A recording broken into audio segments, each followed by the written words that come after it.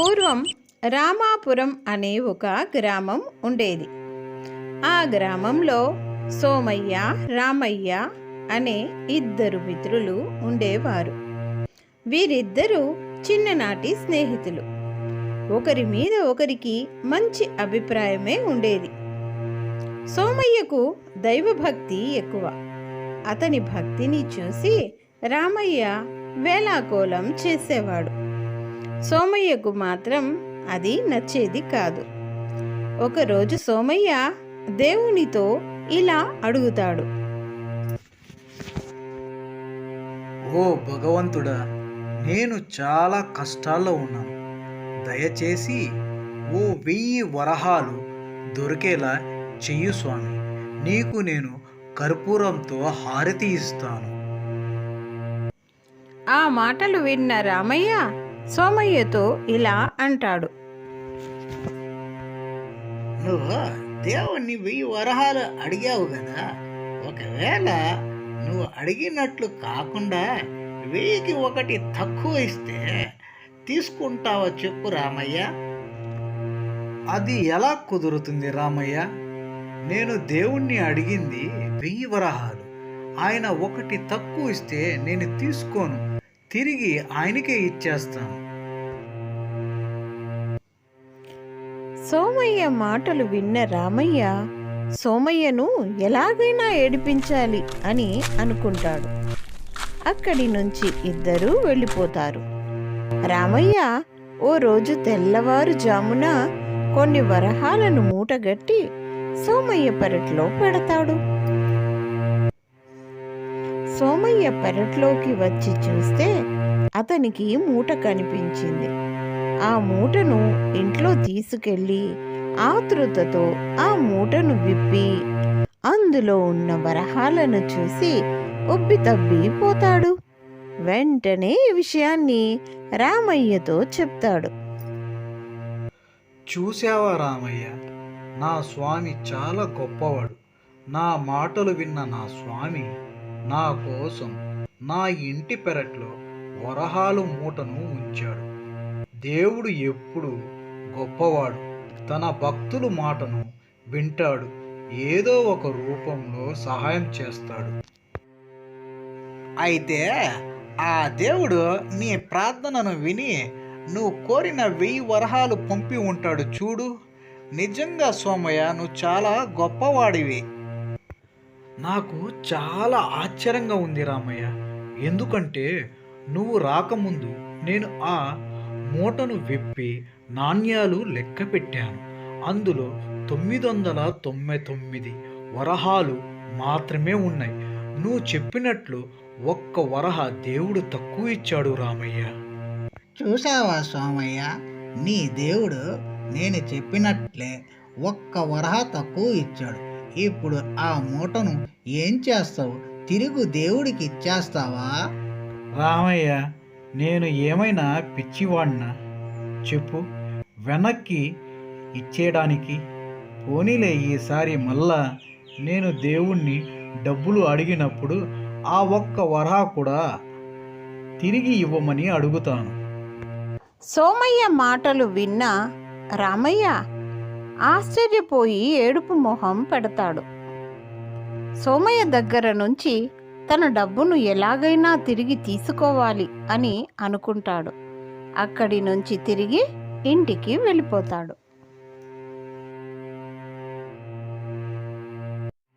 మరుసటి రోజు రామయ్య సోమయ్య ఇంటికి వచ్చి ఇలా అంటాడు.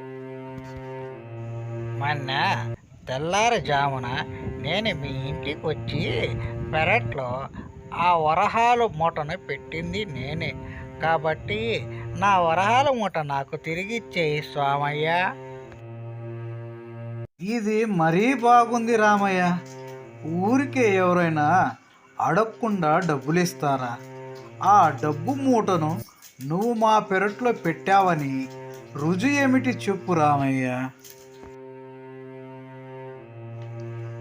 మరుసటి రోజు రామయ్య తీర్పు చెప్పే జమీందారు ఇంటికి వెళ్తాడు.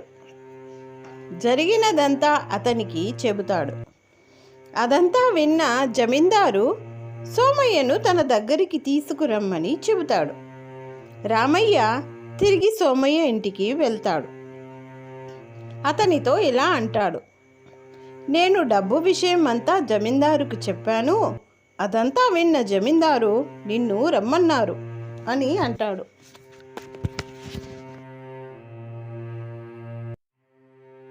చూడు రామయ్య, నా దగ్గర మంచి బట్టలు లేవు. నా ఒంటి మీద ఉన్న గుడ్డలు బాగా మాసిపోయి ఉన్నాయి. ఇలా జమీందార్ దగ్గరికి ఎలా వచ్చేది చెప్పు?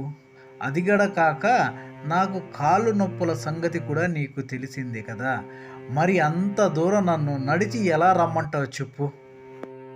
అరే, మనం ఏమైనా పెళ్లి చూపులకి వెళ్తున్నామా? జమీందార్ దగ్గరికి కదా వెళ్తున్నాము. నువ్వు వేసుకున్న బట్టలు బాగానే ఉన్నాయి. ఇకపోతే నీ కాళ్ళ నొప్పుల సంగతి.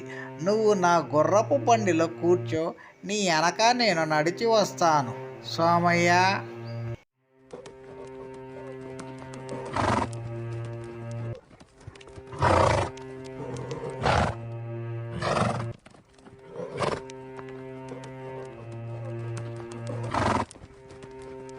చూడు సోమయ్య, రామయ్య మీ పెరట్లో వరహాలు మూట పెట్టాడంట.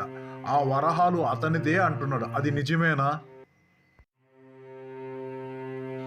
అయ్యా జమీందార్ గారు, నాకు దేని మీద అంత ఆశ లేదు. ఉన్న దాంట్లో తృప్తి పడడం నాకు అలవాటు. అలాగే రోజు సాయంత్రం వేళ చక్కగా మంచి బట్టలు వేసుకొని గుర్రపు బండి మీద తిరగడం నాకు అలవాటు. బహుశా అది రామయ్యకు నచ్చలేదు. అందువల్లే అతనికి నా మీద దుర్బుద్ధి పుట్టింది. అందుకే నా మీద మీకు ఫిర్యాదు చేశాడు. ఏంటి సోమయ్య, నువ్వు అంత అబద్ధం చెబుతున్నావు? నువ్వు అంత దూరం నడవలేవు, కాలు నొప్పులు అన్నావు. నేను జాలిపడి నా గుర్రపు బండి మీద నిన్ను ఎక్కించి ఇంత దూరం తీసుకువచ్చాను. ఇప్పుడు ఆ గుర్రపు బండి నీదే అంటే ఎలా? నాకు కోపం రాదా నీ మీద చెప్పు? చూడు రామయ్య, నీ దుర్బుద్ధి నాకు అర్థమైంది. ఎలాగైనా సోమయ్యకు దొరికిన ఆ వరహాలు మూటను నువ్వు కాజేయాలని నువ్వు ఇలా ప్రవర్తిస్తున్నావు. నువ్వు ఇంకోసారి ఇలా ప్రవర్తిస్తే నీకు మర్యాద దక్కదు. చూడబోతే సోమయ్య చాలా మర్యాదస్తుడుగా ఉన్నాడు. అతను పరుల సొమ్ము మీద ఆశపడే వ్యక్తి కాదనిపిస్తుంది. ఒళ్ళు దగ్గర పెట్టుకుని నడుచుకో. ఇక నువ్వు వెళ్ళు ఇక్కడి నుంచి రామయ్య. జమీందారు కోపంగా అనడంతో ఏమి చేయాలో తెలియని రామయ్య క్షమాపణలు చెప్పుకొని అక్కడి నుంచి ఇంటికి వెళ్ళిపోతాడు.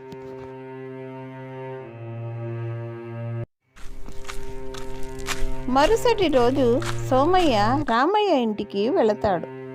రామయ్యను చూసి ఇలా అంటాడు, ఓ రామయ్య, నువ్వు చెప్పిందంతా నిజమే. ఆ వరహాలు మూట నీదే, ఆ గుర్రపు బండి కూడా నీదే.